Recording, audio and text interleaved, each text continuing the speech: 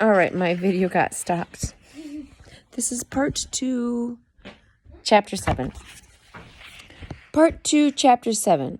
Well, actually, I only read like one page on the other video. Oh, well, part 2. I am on page 74, where she had canned meat and English tea, and I was saying, I'd just rather eat noodles. You're in Japan. Eat some noodles. Isn't that what they eat in Japan? The missionaries in the Japanese evangelistic band continued to wear English clothing, except on Sundays, when they made some exceptions. Because Japanese people always took off their shoes and hats before going indoors, the evangelistic band did the same when they went to church. For many of the Victorian women in their ranks, being seen in public in bare feet was very embarrassing. The women felt half naked. Nonetheless, they didn't want to offend the Japanese Christians and so preserved regardless of how they felt. Outside the Buxton home and the Japanese evangelistic band, though everything was completely foreign, Amy could walk all day and never hear a word of English spoken or see English words written, and the food she ate while out visiting was very different. She never ceased to be amazed at the things that went into Japanese soup, like seaweed, lily roots, and sea slugs, to name a few. It didn't take long before Amy became frustrated at not being able to communicate more easily. Outside the Buxton home, Amy worked hard at her language study, but it was slow, tedious work. In typical style, Amy didn't want to wait until she had learned the language before starting to tell people about the gospel message. She needed a means to start talking to the Japanese people right away. That means get an interpreter.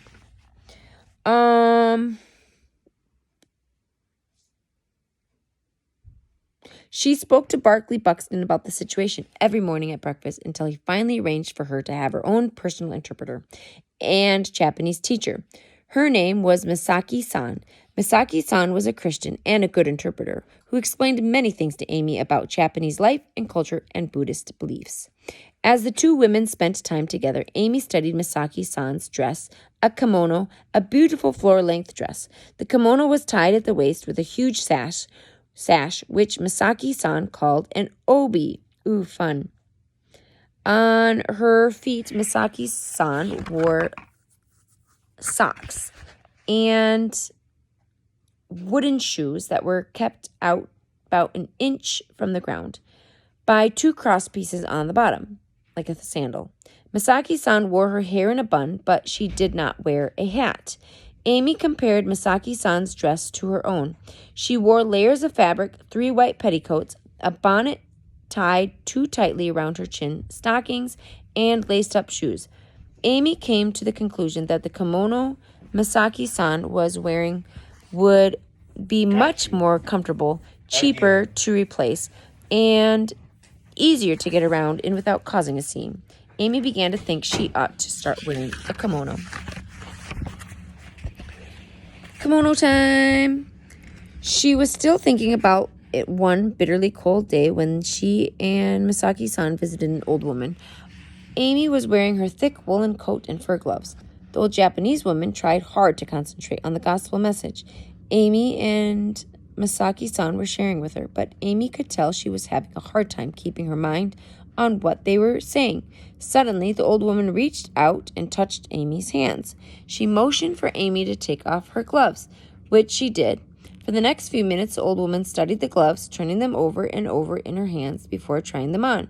Amy and Misaki-san never managed to get the old woman's attention back on the gospel message they were sharing.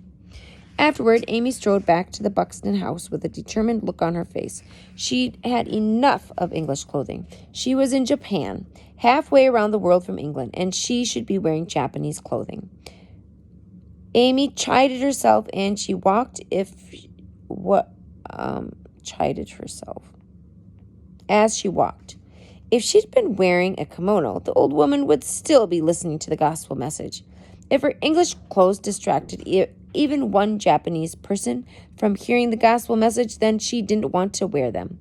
Thankfully, Barclay Buxton could see Amy's point, and Amy became the first member of the Japanese evangelistic band to wear a native dress. She chose the blue kimono with the light green trim. Blue was Amy's favorite color. Amy had the words, "God is love," embroidered in Japanese down the kimono's outside facings. The kimono was very comfortable, and when Amy pulled her dark brown hair back in the same style by the Japanese women wore at the distance, it was hard to tell her apart from the other women. The only problem was the shoes. No matter how hard she tried, Amy couldn't get used to the teetering on the wooden platform shoes. She could not seem to keep her balance. She decided to wear plain black slippers, which blended easily with her native dress and were easy to slip off and on when entering and leaving a house. Smart move. Amy quickly discovered that Japanese people in the streets took almost no notice of her when she was wearing a kimono. What a relief it was to be able to go out and not be stared at by everyone. One afternoon, Amy went out and walked by herself. She had learned enough Japanese to be able to carry on short conversations. Normally, though, Amy preferred to talk to children. I do too. Because she felt less embarrassed if she made a mistake in front of them. After walking for a while, she stopped in front of a house to talk to a small girl about 5 years old. Amy asked her if she knew about God and that he loved her. The little girl nodded excitedly. "Yes," she replied. "I'm going to the Magic Lantern picture show tonight. That is where the foreigners will show their God." The little girl smiled as she skipped off down the street. Amy gazed after her, trying to grasp what she'd just heard. Buddhism is a religion of many gods and many statues of gods. Buddhists often believe the statue itself is God and not just an image of God. Amy wondered whether the small girl thought the pictures of Jesus many missionaries used were actually God. Was God just a picture to the girl? Amy walked home slowly, troubled by what the girl had said. How could she make Japanese people understand that a picture of Jesus was not a God contained no magical powers? It was just a picture and could not talk to them or love them. Amy liked pictures of Jesus. She had several hanging in her room, but she wasn't a Buddhist. She knew the pictures were merely representations of what Jesus may have looked like. She didn't worship the pictures as God, but how were the Japanese people raised in Buddhism to know they were just pictures and had no power? By the time Amy reached the Buxton house, she had made another decision. She would no longer use pictures of Jesus, even though pictures of Jesus often help missionaries explain the gospel, especially when they did not know the language very well. Amy decided it was not worth using them and risking a misunderstanding about who God really was. She didn't want a big fuss about her decision not to use pictures to help communicate the gospel, but the other missionaries soon noticed that she no longer took her picture kit with her. When they asked why, Amy told them as plainly as she could, and many of them understood what she was saying. Within weeks of Amy's meeting the little girl, many of the missionaries in the Japanese evangelistic band had put away their picture kits and were describing their Bible stories to the people instead. That way, Buddhist listeners would not get confused and think the missionaries were showing them their God. By August, Amy had been in Japan for 3 months, and she was more than ready to join the other missionaries for a conference in town called Arima. She had a wonderful time at the conference, which reminded herself of the Keswick meetings back in the British Isles. It was also a great opportunity to meet many other missionaries working in Japan. But in the midst of all the people and activity, Amy felt lonely. She had made many friends since arriving in Japan, but as she watched Barclay Buxton and his wife together, she longed for a close relationship like they had. She began wondering whether she ought to marry. Having a husband and perhaps even children on the mission field would make life a lot less lonely. The more she thought about it, the more Amy began to fear growing old and being alone. Some of her brothers and sisters had married, so why shouldn't she? But she could find no peace inside about the whole issue. Oh, sorry. Ooh. So she went to the cave near Arima to pray about it. After several hours in the cave praying about how lonely she felt and asking God whether she should marry, she felt great peace come over her. In her heart, she heard a voice speak and said, "None of those who trust me shall be lonely."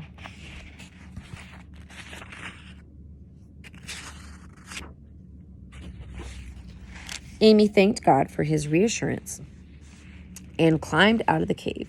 She had her answers. She knew she would never marry or have children of her own, but God had promised her she would never be alone either. If at that moment Amy could have seen the enormous number of children who would call her mother, or the number of missionaries who would love her and were loved back by her in later years, she would have laughed out loud. The one thing Amy Carmichael would never be accused of was being lonely. Another 3 months passed until it was November. Amy felt she should make a missionary journey. She talked it over to Barclay Buxton, and it was decided she and Misaki-san should visit the village of Hiroshi. Hiroshi was one of the bigger villages in the area, but it was almost completely Buddhist. There was only 9 known Christians living there. Before setting out for the village, Amy and Misaki-san spent a day praying about their trip. By the end of the day, Amy felt that God had promised one convert as a result of their trip. The Christians in Hiroshi had invited their friends to come near and hear Amy speak. One Buddhist woman showed up. She was a young silk weaver, and she had given up a day's pay to come and hear about the new God. By the end of the night, she had become a Christian. Amy had one convert she believed God had promised. 4 weeks later, Amy felt she should make a return trip to Hiroshi. So she and Misaki-san spent another day in prayer. This time, Amy felt God promised that there would be 2 converts as a result of this trip. She shared the news eagerly with Misaki-san, and the two of them prayed further about it, and they rode in their kuruma to Hiroshi. Sure enough, the silk weaver had become a Christian. 4 weeks before, had shared her faith with a new co-worker who also wanted to become a Christian. Later in the day, Amy talked to an old woman who wanted to become a Christian too. It was amazing. The Christian population of Hiroshi had gone from 9 to 12 in only a month. Of course, the local Christians were excited and wanted Amy to come back again soon. Oh, I thought that was my hair, and I was like, that's a skinny braid. My braid's back here. That's crazy. 2 weeks later, Amy was back. This time, she felt that God had promised 4 converts during her trip. On her arrival, Amy had the same type of meeting she'd held on her previous 2 visits, but this time there was hardly anyone there to listen. The weather was too cold for most people to come out to a meeting. Still, Amy believed there would be 4 new Christians in Hiroshi before she left. She simply had to find who they were. Meanwhile, the other Christians in town were thinking that Amy had put off Buddhists from becoming Christians on her previous visit by making the gospel too difficult. Amy had told the silk weavers who had become Christians to burn their idols. The other Christians believed that Amy did not understand their culture and that there was nothing wrong with a Christian also having idols in the house. The idols didn't do any harm, and telling Buddhists to burn them made it difficult for them to become Christians. The others told Amy this, hoping she would see the wisdom of what they said, but she didn't. She believed all idols had to go, and she would tell them anyone who asked. The Japanese Christians sighed. Now, no one would be interested in what Amy had to say. Still half-heartedly, they supported her meetings, but as they thought, no one present seemed interested in the message that Amy came to share. Everyone sat and stared blankly at Amy, who soon realized she wasn't getting through to anyone at all. Just as she was beginning to get discouraged, the room went completely silent, and then a voice spoke. It was the voice of the woman seated in the corner by the door. "I want to believe," she said. Amy dismissed the meeting and began talking to the woman. When the woman's son came into the room, instead of interrupting, he stood and listened. By the time Amy had finished talking to his mother, the son too was ready to become a Christian. Amy was thrilled. A mother and a son would be able to support each other in their new faith. Amy introduced them to the other Japanese Christians before setting off back to her room for the night. On the way there, she and Masaki-san stopped to tell one of the local Christians who had not been at the meeting the good news. When they entered the man's house, he looked relieved. "I am so glad you came," he said. "I have a guest here who wants to know how to find the way to God." Amy talked with the guest, and before long she had her third convert. But what about the fourth one? By now it was very cold and very dark, and nearly all the Christians in Hirose had found their way to the house where Amy and Masaki-san were. Amy asked them if they knew of anyone else who was interested in becoming a Christian. One man nodded. "My wife is," he said. "She wants to become a Jesus person, but she's out of town and will not be back for a week." Amy was puzzled. She was sure God had told her there would be 4 converts in the village during her visit, but how could this man's wife be one of them if she wasn't even in town? "I know. It's because God is going to speak to her without her even being at the meeting." One second, I have to move Suri. She's sleeping and fell behind my back. Well, go that way. There you go. Oh, now I can sit back again.